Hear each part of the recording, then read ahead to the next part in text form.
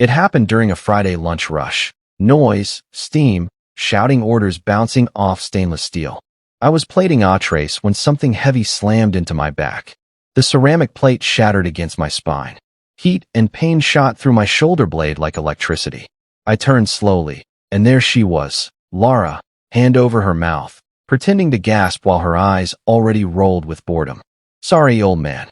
My hand slipped," she said, her voice dripping with manufactured innocence. The kitchen went silent for exactly 3 seconds. Then Mr. Hensley's voice cut through. "Walter, clean that mess before someone trips." Everyone went back to work. The orders kept coming. The timers kept beeping. I bent down with a rag, my knees protesting, and something in me cracked louder than the plate ever could. But that broken plate was nothing compared to what I was about to break. Because what started as humiliation in a kitchen would end with a company in ruins, a career destroyed, and a 68-year-old man teaching an entire city what happens when you mistake quiet for weak. You won't believe what I did next. Before we continue, please subscribe to the channel and let us know where you're listening in the comments. The shards scattered across the black rubber mat like stars across a dark sky. My back throbbed where the impact had landed, right between my shoulder blades. I could feel the heat spreading, the bruise already forming beneath my work shirt. Lara stood 3 feet away, arms crossed, watching me kneel with that smirk I'd learned to hate.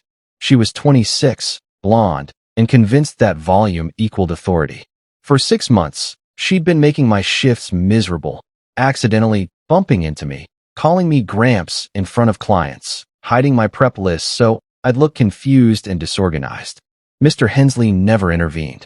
He was 42 and terrified of confrontation, especially with someone young and loud. So he looked away. They all did. The other kitchen staff had learned that defending me meant becoming Lara's next target. I picked up each piece carefully, my fingers trembling slightly. Not from age. From rage I'd been swallowing for half a year. The porcelain cut into my thumb, drawing a thin line of blood. When I stood up, trash bag in hand, Lara turned away without another word. And right there, I decided I'd stop letting people step over me. That night, I peeled off my shirt in the bathroom and twisted to see my back in the mirror. The bruise bloomed like purple marble across my pale skin, angry and undeniable. The center was already darkening to deep plum, spreading outward in yellows and greens. My reflection stared back, tired lines around my eyes, gray hair thinning at the crown, shoulders that used to be broader. I looked smaller than I remembered, older than I felt inside. I thought of calling HR, but I tried that route before when Lara first started her campaign. The director had listened politely, then suggested I was being sensitive and that younger staff sometimes had different communication styles. She'd called me fragile without using the word. So this time, I pulled out my phone instead. I took 3 photos from different angles, making sure the lighting captured every shade of purple and yellow. I saved them in a folder labeled Evidence with the date and time. Because evidence doesn't forget like people do. Courts don't dismiss photographs. And that bruise became my first piece of proof. Old habits die hard. I used to fix radios back in the 70s, worked in electronics repair before I switched to food service. My fingers still remembered how circuits worked, how sound traveled, how devices could be modified. So when I ordered a voice-activated recorder online, barely bigger than a USB drive, I knew exactly where to hide it. In the deep pocket of my kitchen apron, the one I wore every single shift. Always on, always listening. I tested it first at home, speaking at different volumes, replicating kitchen noise with the television blaring and water running. The playback was crystal clear, every word, every tone captured perfectly. Every insult, every snicker, every retirement joke Lara made would now be documented with timestamp precision. At first, I told myself it was about survival, about having proof if things escalated. Then it became about justice, about creating an archive of truth that couldn't be dismissed. I wore that recorder for 3 days straight, capturing dozens of small cruelties. But sound wasn't enough. Memory could question what ears heard. I needed sight. I mounted a small wireless camera behind the supply rack on a Tuesday morning, arriving an hour before anyone else. The angle was perfect, aimed directly at the prep stations where most of the abuse happened. It was no bigger than a button, disguised as part of the metal shelving. No one noticed. No one ever noticed me unless they needed something lifted or a mess cleaned. That same day, Laura accidentally spilled hot soup down the front of my apron during lunch service. The liquid scalded through the fabric onto my chest, burning my skin. She gasped dramatically for the benefit of nearby servers. God, Walter, you're so clumsy. You walked right into me. 3 people had seen her deliberately pour it. None spoke up. I looked her dead in the eye and said, "You're right, dear. Maybe I'm just getting old." She smirked and walked off, satisfied she'd humiliated me again. And my camera watched every single step, every smug expression, every deliberate movement captured in high definition. By Monday, that footage would have a name attached to it, and consequences she'd never imagined. Mr. Hensley gathered everyone in the break room on Wednesday morning. We need to address some performance issues affecting our service quality. His voice carried that false authority of someone who'd never actually worked a real shift. Laura spoke first, leaning forward with practiced concern. "I think Walter's slowing us down significantly. Yesterday, he dropped a whole tray in front of a client. It was really embarrassing for all of us. Lies. Complete fabrications. I'd never dropped anything." But 3 people nodded along because contradicting Laura meant becoming her next target. I stood there quietly, hands folded, like a man waiting his turn. Then I said, "I have something to show you." Mr. Hensley looked annoyed, glancing at his watch. "Walter, this isn't the time." "I know," I interrupted gently. "Not today." I just smiled. A small, knowing smile that made his expression falter. And later that night, after everyone had left, I sent him an email from my home computer. The subject line was simple: Kitchen Camera 01, timestamp 12:47 p.m. The video showed everything. I didn't need to write anything else. No reply came that night, or the next morning. I checked my inbox obsessively, watching for the response that never arrived. But when I walked through the kitchen doors for my Thursday shift, Mr. Hensley's entire demeanor had changed. "Good morning, Mr. Briggs," he said, using my surname for the first time in years. Not Walter. Not Pops. Mr. Briggs. Formal. Nervous. His eyes wouldn't meet mine.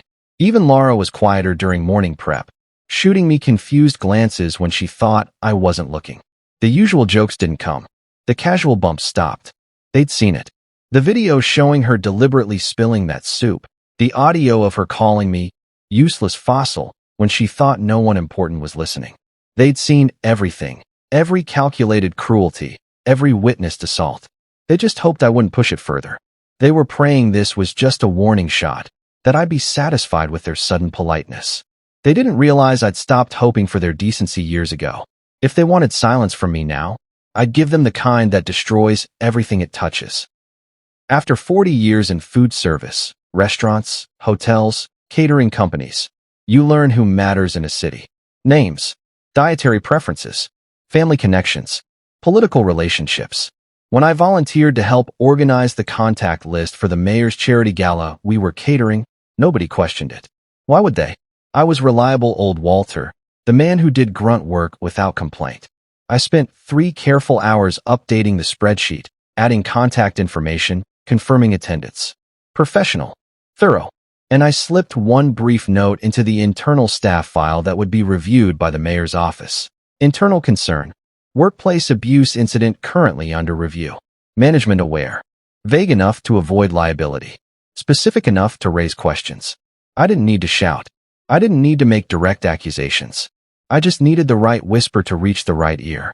Powerful people hate being associated with scandal, especially during election years. They'll drop vendors over rumors alone. And that whisper was about to echo through every corridor of power in our small city, growing louder with each repetition. The gala was Saturday evening, black tie, 200 guests. I worked the back prep station, keeping my head down. The mayor's wife praised the salmon course personally, and Mr. Hensley practically glowed with pride. Then Laura snapped at one of our junior servers within earshot of the mayor's assistant. "Move faster, you're making us look incompetent." Her voice carried that sharp edge that made people flinch. The mayor's wife's expression curdled. She was a former teacher, known for championing workplace dignity initiatives.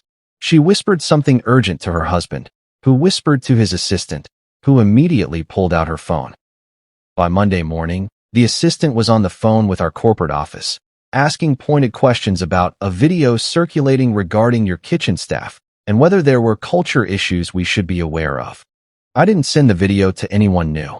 I didn't need to. The mayor's office had their own sources. My truth was spreading on its own now, viral in the way that matters, through whispered conversations of people with power. Someone from the day staff had copied my camera folder onto a shared drive, then sent it to a friend who worked in PR for another catering company. Competitors talk. They gossip. By the end of that week, half the city's event planners had seen the clip of Laura smashing the plate into my back and Mr. Hensley telling me to clean it up. No names were attached initially. Just faces. Just actions. And everyone in the industry recognized mine. The quiet man who'd worked every major event for over a decade. Always professional, always invisible. Now visible in the worst possible way. Taking a hit, and then kneeling to clean up his own assault. The outrage was instant. Phone calls to our office stopped coming. Our receptionist looked increasingly worried as she fielded cancellation after cancellation. 3 major contracts were postponed pending review. The mayor's office quietly chose a different caterer. Our parking lot sat half empty. And then Mr. Hensley called me into his office alone, closing the door with careful deliberation. He shut the office door carefully, like trapping something dangerous inside. "What are you trying to do here, Walter?" His voice shook slightly. I sat down without being invited. "Tell the truth." "The truth." He leaned forward, hands pressed flat on his desk. "You'll ruin careers. You'll destroy this company. Good people will lose their jobs." I nodded slowly, meeting his eyes, starting with the right ones. His jaw tightened. I could see him calculating, weighing my decades of loyalty against his fear of lawsuits. "You can't prove intentional harm. She'll say it was an accident. I'll say I didn't see what really happened." "You're right," I agreed. "Your word against mine." Then I pulled out my phone and played 15 seconds of audio. His own voice. "Walter's about ready for the nursing home anyway. Let Laura have her fun." The color drained from his face. That was the first time I saw fear behind authority, saw him realize I'd been 3 steps ahead the entire time. And fear is easier to move than guilt. My late wife's nephew, Timothy, had just finished his paralegal certification. I called him that Tuesday evening. "Uncle Walt, you serious?" He'd watched the footage 3 times. "This is open and shut workplace assault and hostile environment. Why didn't you come to me sooner?" "Because I'd wanted to handle it quietly first," I explained. "Because I'd hoped decency would prevail. Because I was tired of fighting." But Timothy was young and angry on my behalf, seeing clearly what I'd tried to excuse. We drafted a formal complaint: workplace assault, employer negligence, intentional infliction of emotional distress, age discrimination. I filed it simultaneously with HR, the state labor board, and my city council representative. By Wednesday morning, corporate called an emergency audit. Investigators arrived Thursday. Laura stopped coming to work Friday. Her locker was cleaned out by Monday. And I hadn't even raised my voice once during the entire process. The system, when properly leveraged, worked exactly as designed. My next paycheck came up $200 short. An accounting glitch, according to the apologetic email from finance. Standard retaliation. Make the troublemaker's life difficult in small, deniable ways. But I'd expected this. I'd watched enough workplace retaliation to recognize the pattern.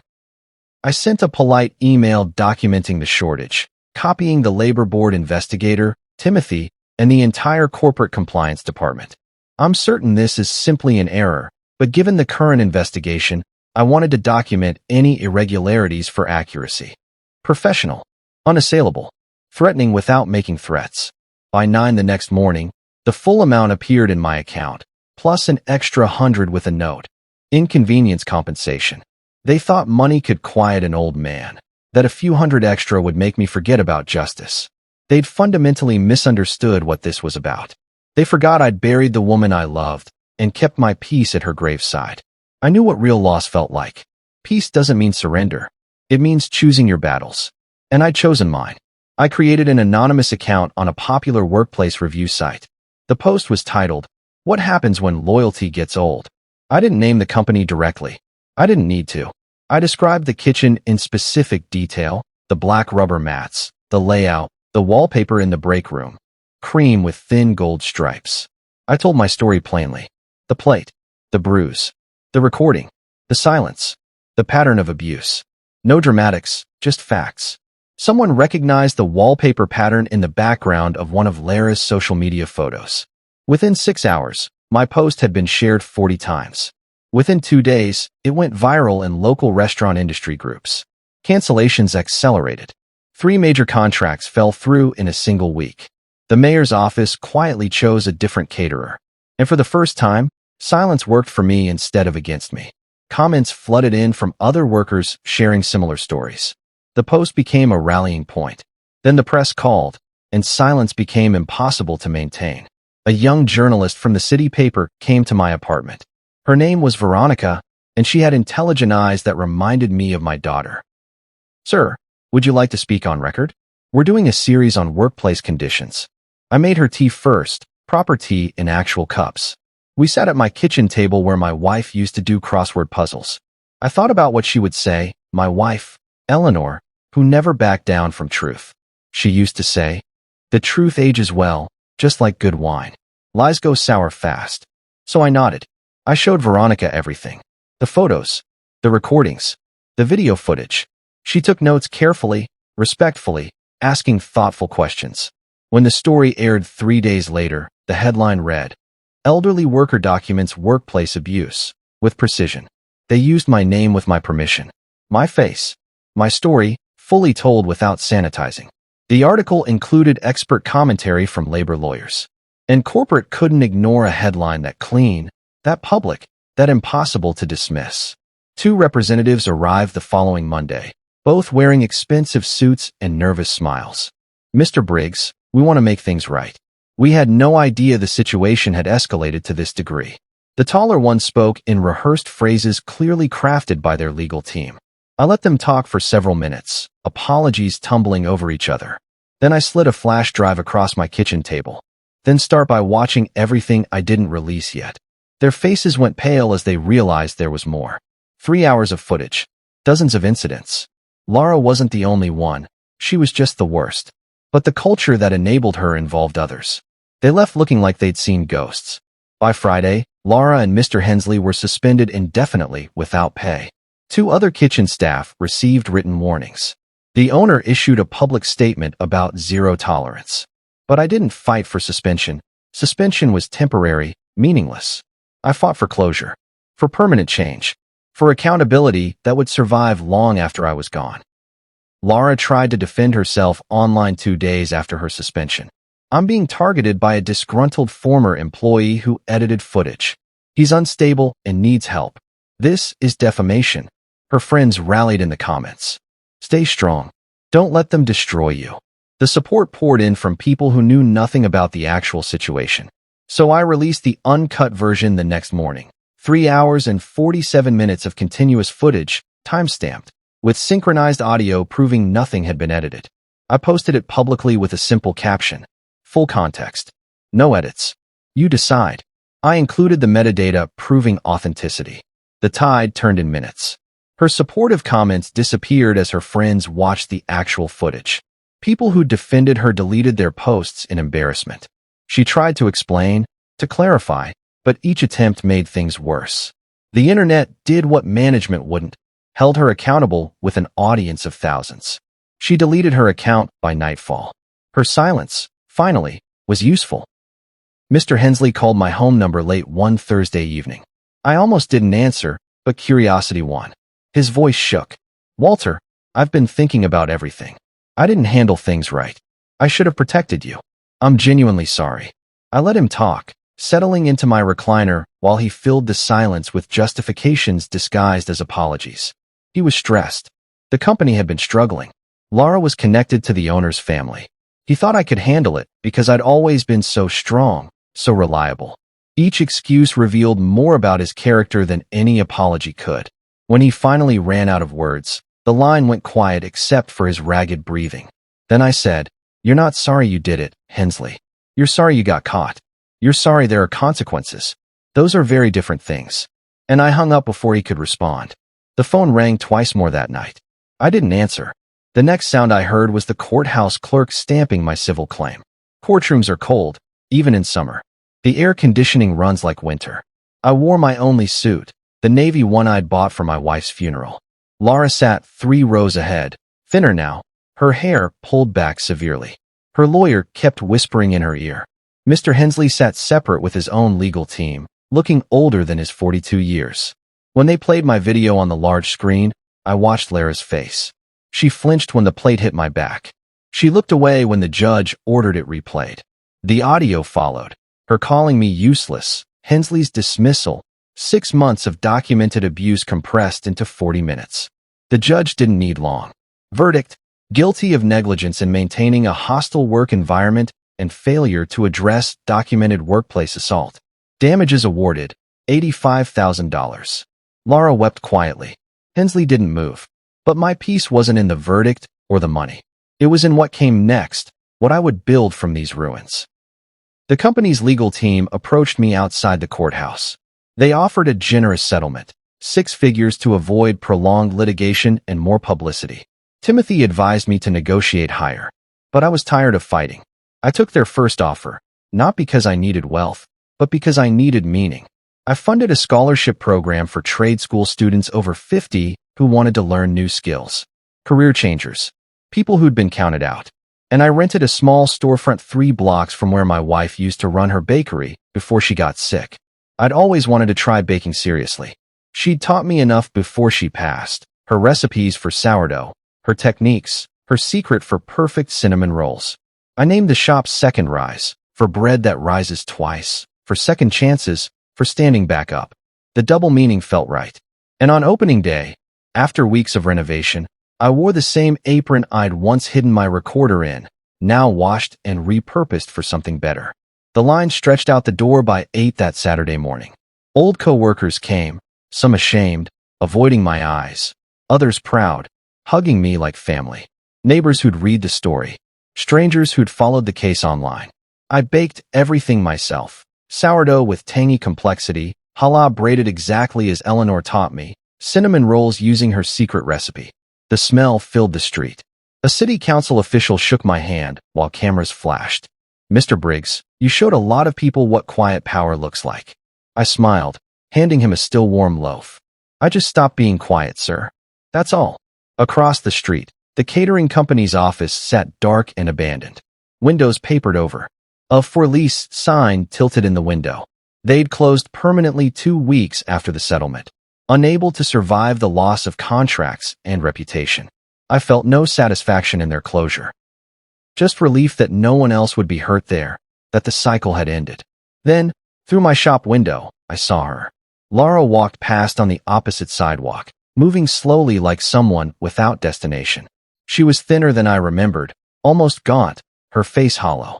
She wore a plain jacket and jeans, so different from the designer clothes she used to show off. She saw the sign, Second Rise, by Walter Briggs, and stopped walking abruptly. Her mouth trembled. She stared through my shop window at the customers laughing, at the warmth, at the success built on the ruins of what she'd tried to destroy. For a long moment, we just looked at each other across the glass and everything that had happened. I didn't wave. I didn't smile. I didn't gloat. I just met her eyes with the steady gaze of someone who'd survived her worst. And then she did something unexpected. She walked toward my door instead of away. The bell chimed as she entered, and several customers glanced up briefly. They didn't recognize her. My customers didn't know they were watching a reckoning. But I did. And she walked in anyway, despite knowing what she'd face. She stood just inside the doorway, uncertain and small. "I just wanted to see it for myself," she said quietly, her voice stripped of all its former sharpness. I nodded, wiping flour from my hands. "You're looking at it. You really did rebuild." She wasn't crying, but her voice broke. "After everything, you actually created something beautiful." "No, Lara," I said gently. "I didn't rebuild. Rebuilding implies fixing something broken. I started over. Built something entirely new. There's a difference." She looked past me at the bread displayed behind the counter, at the customers chatting happily, at the photographs on the wall, my wife, my daughter, the people who'd mattered. "I lost everything," she whispered, and now tears slid down her cheeks. "My job, my reputation, my fiancé left me. I can't get hired anywhere. I had to move back with my parents." I didn't apologize. I didn't feel triumph either, just tired acknowledgement. "I'm sorry that happened. And I meant it." She left without buying anything, without saying goodbye. And as the door closed, I finally exhaled. Revenge was never the goal. Renewal was. 3 months later, The local paper featured me in their Sunday lifestyle section, from broken plate to second rise. How one man's dignity sparked change. The article discussed workplace abuse, ageism, and the power of documentation. They interviewed labor advocates who said my case had inspired new legislation protecting older workers. Customers brought copies for me to sign, laughing at the photo of me holding bread with flour on my apron. I laughed too, feeling lighter than I had in years. Sometimes people came specifically to say thank you. Older workers who'd felt invisible, younger ones who'd been bullied, people who just needed to know that standing up was possible. A high school teacher brought her class for a field trip about civic courage. I told them about my wife, about staying quiet too long, about the moment I decided enough was enough. Dignity, I learned, is contagious. Young people especially responded to the story, seeing that power doesn't require youth or position. But I kept one souvenir from the war. Behind the counter, on a small shelf between my register and the coffee machine, sits a glass jar. Inside, one broken piece of that plate, the plate Laura smashed across my back. It's sharp, white, jagged at the edges. Completely harmless now. Customers sometimes ask about it, curious about the odd display. I tell them it's a reminder. A reminder that people can break things, plates, trust, spirits. But they can't define you. Not if you refuse to let them. Not if you rebuild right. One woman, maybe 60, touched the glass gently and whispered, "I needed to see this today." She bought everything cinnamon. Another man, younger, photographed it and later tagged me in a post about resilience. Sometimes the smallest pieces carry the biggest lessons. That shard represents more than just an assault. It represents the moment I stopped accepting unacceptable treatment. The moment I chose documentation over despair. The moment I realized that quiet people can be the most dangerous when they finally decide to speak. And one last thing remained to be said. A local podcast about resilience invited me to speak. The host, Patricia, asked thoughtful questions about workplace abuse and aging. Near the end, she said, "Walter, if you could go back and talk to that man kneeling on the kitchen floor, cleaning up broken pieces, what would you tell him?" I thought about that moment. The shame, the rage, the decision forming in my silence. "I'd tell him," I said slowly, "keep cleaning until the mess isn't yours anymore. Until you can walk away from what they broke and build something they can never touch." Patricia smiled. "That's beautiful. It's just true," I said. The recording ended. The mic clicked off. And just like that, my story was mine again. Not a scandal, not a headline, just a chapter I'd written and closed. The podcast aired to thousands of listeners.